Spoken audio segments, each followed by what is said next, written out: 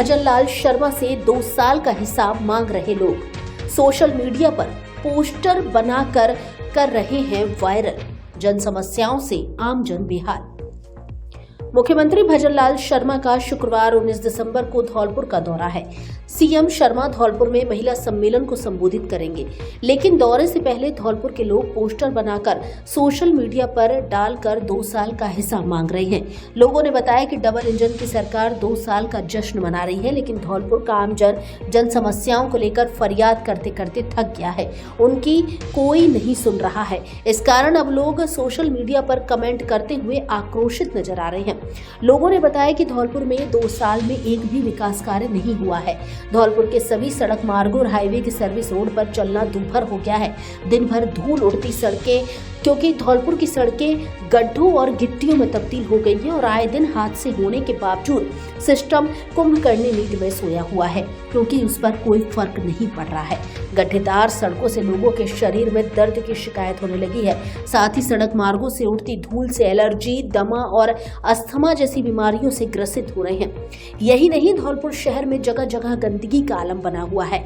देखा जाए तो जिले के आला अधिकारियों पर आमजन की फरियादों का कोई असर दिखाई नहीं दे रहा है।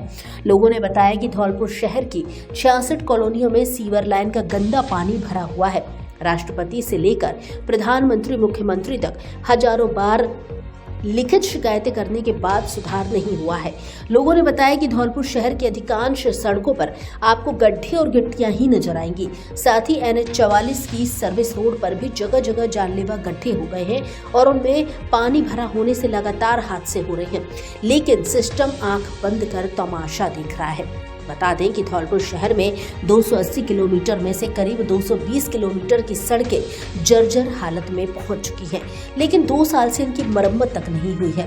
धौलपुर शहर में पुराना शहर, गुलाब बाग से पैलेस, सब्जी मंडी, हनुमान तिराहा, लाल बाजार, पुराना डाकखाना, स्टेशन रोड, भामतीपुरा, जगन चौराहा, हरदेव नगर, पुराना शहर, jail road, Gadarpura, Rajakhera bypass, Santar road, Gaurav Path, Ghantaghar road, तलैया, कोठी, सराय, सर्विस रोड समेत कई सड़क मार्गों पर गड्ढे ही गड्ढे बने हुए हैं। अब तो गड्ढों की वजह से सड़क ही नजर नहीं आती है। बारिश थमने के बाद भी जल भराव की समस्या खत्म होने का नाम नहीं ले रही है। जन समस्याओं से परेशान लोगों ने कैसे पीड़ा जाहिर की, क्या बोले, खुद ही सुने। फर्स्ट ट्रैक के लिए सीनियर जर्नलिस्ट हेमंत सिकरवार की खास रिपोर्ट। मेरा नाम महावीर प्रसाद कुलश्रेष्ठ है, सेवानिवृत्त तहसीलदार हूँ और आनंद नगर सहित 66 कॉलोनियों के 7000 मकान और 80,000 नागरिकों की जान माल की सुरक्षा खतरे में पड़ी हुई है। 23 अगस्त 2023 को ज्ञापन दिया था। इसके बाद 3-4 बार कलेक्टर साहब, जो पहले अनिल अग्रवाल जी थे, इस समय श्रीनिधि बीटी हैं, राउंड मार गए, देख गए और डांट डपट कर गए अधिकारियों को कि 2 दिन में नालियां दोनों साइड में बन जाएं, जल निकासी एक सिरे से दूसरे सिरे तक हो, नालों की सफाई एक सिरे से दूसरे सिरे तक हो, और ये आश्वासन चल रहे हैं। 27 जनवरी 2025 को नगर परिषद ने 260 करोड़ रुपए का एक प्रस्ताव निदेशक स्वायत्त शासन विभाग को भेजा था। अब 27 जनवरी से अब दिसंबर चल रहा है, फाइल टच से मस नहीं हो रही। धौलपुर जिले में 4 विधानसभा क्षेत्र हैं, बीजेपी का शून्य लगा है, MP भी कांग्रेस का है। अब किसी जमाने में यहाँ से सभी प्रधान बीजेपी के होते थे, जिला प्रमुख बीजेपी का होता था, नगर परिषद में सभापति, नगर पालिकाओं में अध्यक्ष बीजेपी के होते थे। क्या कारण रहा? बीजेपी के जो सेनापति थे, चाहे वो जिला प्रमुख हों, जिलाध्यक्ष हों, MLA हों, भूतपूर्व प्रधान हों, आज एक भी व्यक्ति की कहीं चलती नहीं है। और जिसकी चलती है वो 29 दिसंबर 2093 में वसुंधरा जी जब हार गई, इसके बाद न तो खुद चुनाव लड़ी, न बेटा चुनाव लड़ा, न बहू चुनाव लड़ी।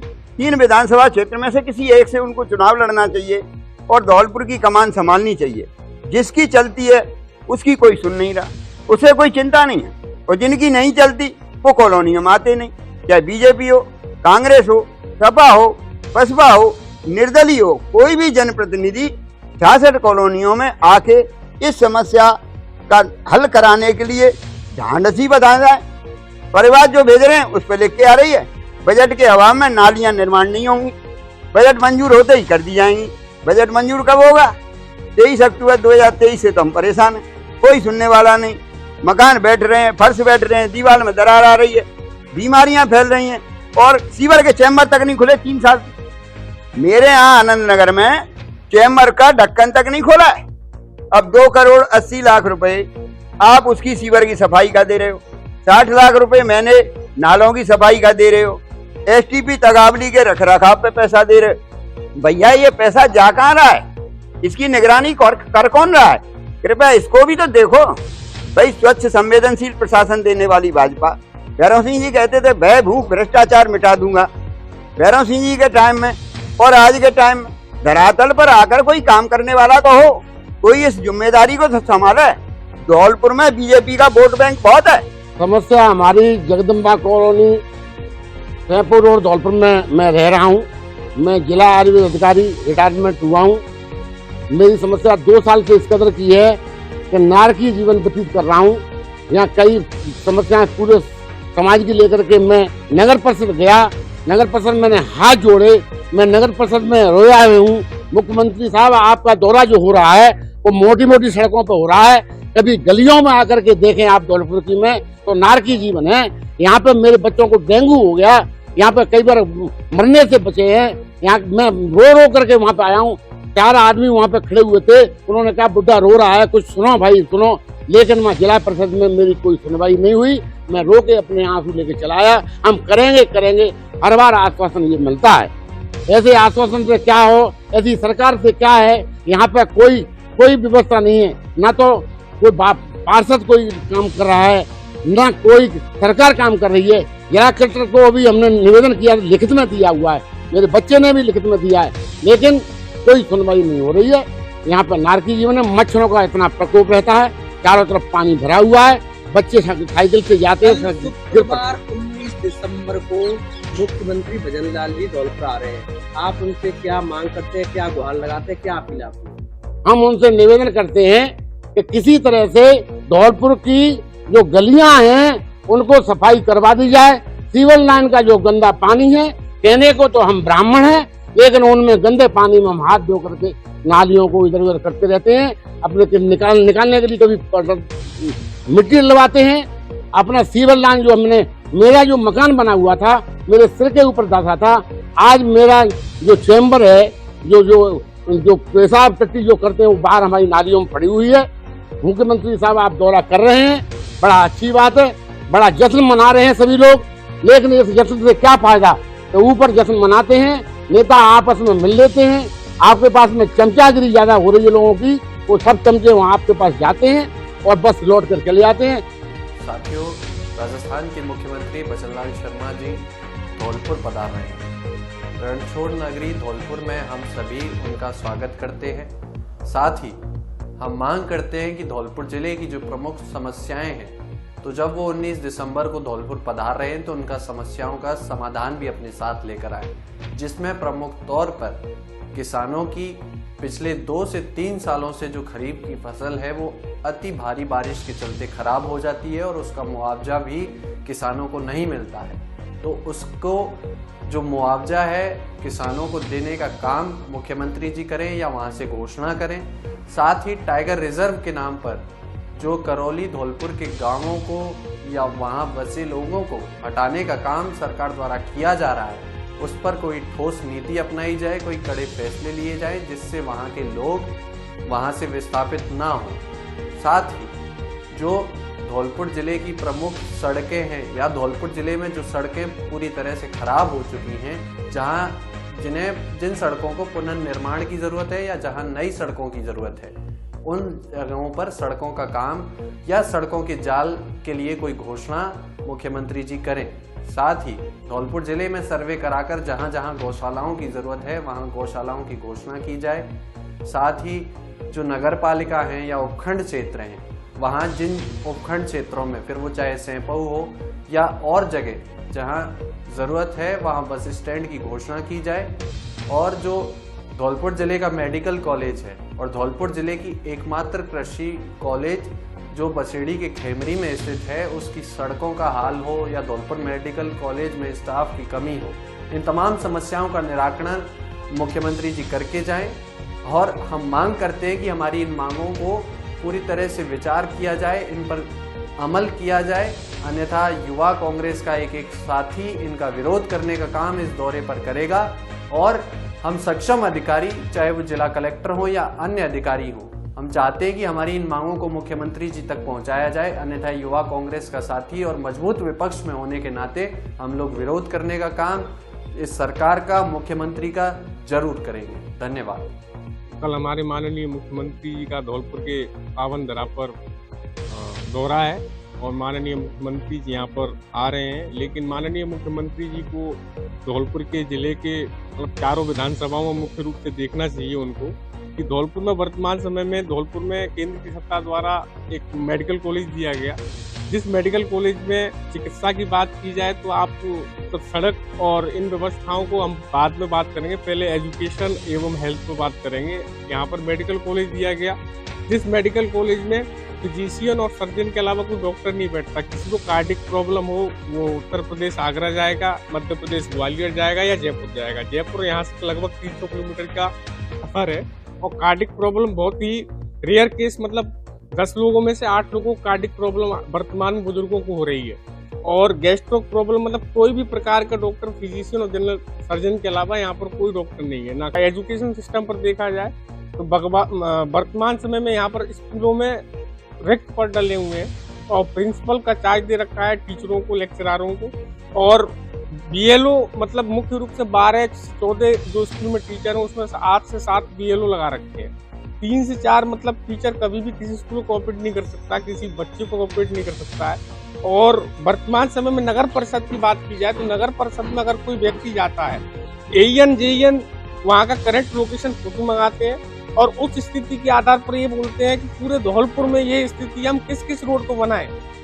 मतलब इस प्रकार की चीजों का आधार पर ऐसा लगता है कि एईएन जेईएन अपनी जेब से पैसे खर्च कर रहे हैं। अब वर्तमान समय में मुख्यमंत्री साहब को 2 साल हो गए, वो धौलपुर जब भी आते हैं वीसी की मीटिंग लेते हैं, अपने भाजपा के कार्यकर्ताओं का मीटिंग लेते हैं, लेकिन भारतीय जनता पार्टी के जो मुख्यमंत्री जो नेतृत्व विधायक दल का नेता चुना गया है, हम मानते हैं कि यहाँ से एक भी विधायक उनके भाजपा का नहीं है, लेकिन उनको ये चीज प्रतीत होना चाहिए कि यहाँ पर भाजपा की सीट क्यों नहीं आई।